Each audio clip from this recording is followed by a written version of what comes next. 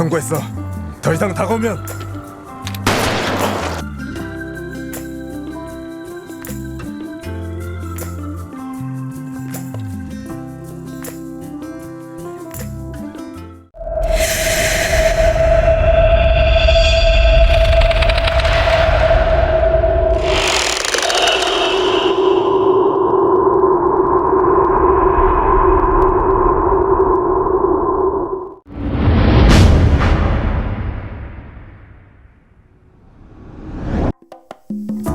Yo sob, episode ke-8 film Squid Game ini dibuka dengan menampilkan detektif Jung Ho yang telah sampai di pinggir pantai suatu pulau. Ia pun segera mengeluarkan handphonenya lalu membersihkannya. Sementara itu di bunker para kontestan yang tersisa saat ini adalah tinggal 3 kontestan, yaitu Gi-hun, Sang-woo, dan Se-byok. Gi-hun menghampiri Sang-woo dan mempertanyakan mengapa Sang-woo begitu tega mengorbankan kontestan di depannya demi kemenangannya. Sang-woo kesal dengan pertanyaan Gi-hun. Perdebatan pun terjadi di antara mereka. Gi-hun tidak menyangka Sang-woo tega menghabiskan nyawa orang lain demi kemenangan sejumlah uang, dan mungkin saja Sang-woo juga akan tega menghabisi Gi-hun sebagai teman kecilnya demi untuk kemenangannya di permainan itu. Perdebatan tiba-tiba terhenti ketika tiba-tiba petugas datang dan meminta mereka berganti pakaian dengan setelan tuxedo. Se-byok yang tampak makin pucat segera ke toilet untuk berganti pakaian.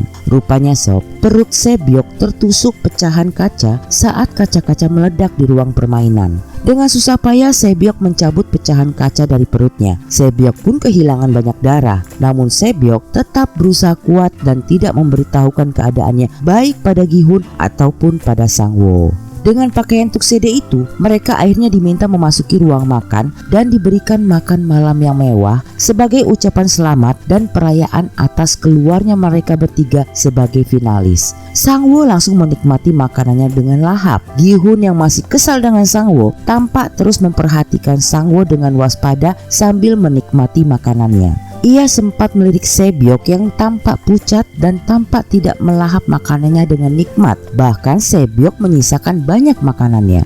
Setelah selesai, para petugas membereskan meja mereka lalu meninggalkan sebilah pisau di hadapan mereka masing-masing. Ketiganya pun langsung mengerti bahwa mereka diminta untuk mengambil dan menyimpan pisau itu untuk mereka. Mereka pun dikembalikan ke bunker untuk beristirahat guna menghadapi permainan berikutnya esok hari. Di pulau, detektif Jung Ho segera berlari memasuki pulau. Dari atas tebing, ia melihat petugas dan frontman yang sedang mengejarnya ke pulau itu. Detektif Jung Ho langsung menghubungi atasannya dan memberitahu bahwa ia berada di sebuah pulau dan meminta agar atasannya melacak handphonenya untuk mengetahui lokasi Jun Ho saat itu. Ia juga meminta agar segera dikirimkan 1 regu bala bantuan ke tempatnya. Sayangnya sob, sinyal mulai terputus-putus. Segera mengirimkan beberapa video dan foto-foto kepada atasannya. Namun sinyal tidak mudah untuk didapatkan sehingga ia mencoba mengirim ulang kembali. Petugas tiba-tiba melihat keberadaan detektif Jung Ho. Mereka pun langsung mengejarnya. Detektif Jung Ho pun berlari sekuat tenaga hingga ia akhirnya terpojok di pinggir jurang. Frontman pun tiba-tiba muncul dan menghampiri detektif Jung Ho. Frontman meminta agar Jung Ho menyerah dan mau bergabung dengannya. Detektif Jung Ho pun menodongkan pistolnya lalu meminta agar frontman menunjukkan wajahnya. Di bawah ancaman senjata Jun Ho, frontman pun akhirnya membuka topengnya. Bagai disambar petir sob, detektif Jun Ho pun terkejut. Ia tak menyangka bahwa frontman yang dikiranya pimpinan dari organisasi misterius itu ternyata adalah Hwang In-ho, kakak laki-lakinya yang selama ini justru sedang dicarinya untuk diselamatkan olehnya. Hwang In-ho meminta agar adiknya detektif Jun Ho mau ikut dengannya. Jun Ho menolak. Ia bertanya mengapa In-ho melakukan semua itu. Namun bukannya dijawab oleh In-ho, In-ho malah langsung menembakkan pistolnya ke arah pundak detektif Jun Ho. Detektif Jun Ho pun terjatuh ke lautan.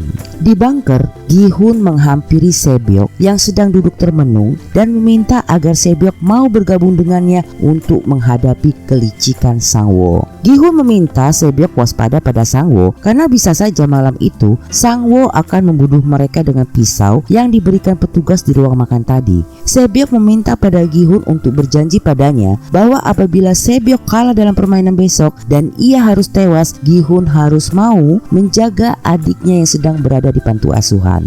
Gi-hun pun meminta agar Sebyok kuat dan yakin bahwa mereka berdua akan selamat dari permainan itu. Saat itu tiba-tiba Gi-hun melihat Sang-woo yang sedang tertidur pulas. Gi-hun pun langsung berpikir bahwa ia harus segera menghabisi Sang-woo sebelum dirinya dan Sebyok yang akan dihabisi Sang-woo malam itu. Namun Sebyok meminta agar Sang-woo tidak melakukan itu karena Sebyok tahu Gi-hun adalah orang baik. Sebyok pun terjatuh dan mengerang kesakitan. Gi-hun langsung menghampiri dan melihat Sebyok yang mulai sekarat karena kehilangan banyak darah. Gi-hun pun langsung sadar bahwa selama ini sebenarnya Sebyok terkena pecahan kaca. Gi-hun berusaha menyelamatkan Sebyok dan berteriak memanggil petugas untuk membawa seorang dokter. Tak lama pintu terbuka dan masuklah beberapa petugas yang membawa peti mati untuk kontestan yang tereliminasi. Gi-hun pun terbelalak. Saat dia berbalik untuk melihat kondisi Sebyok, ia melihat Sang-woo berdiri di dekat Sebyok dengan pisaunya yang telah bercucuran darah. Gi-hun langsung berlari menghampiri Sebyok dan melihat ada luka tusuk di leher Sebyok. Gi-hun pun langsung tersadar bahwa Sang-woo telah membunuh Sebyok. Gi-hun pun marah dan berusaha menyerang Sang-woo, namun aksinya dihalangi dan dipisahkan oleh petugas. Gi-hun pun histeris melihat jasad Sebyok yang dimasukkan ke peti mati oleh petugas. Ia pun langsung histeris dan dendam Gi-hun pada Sang-woo sudah tak tertahankan lagi. Lalu episode ke-8 pun di end.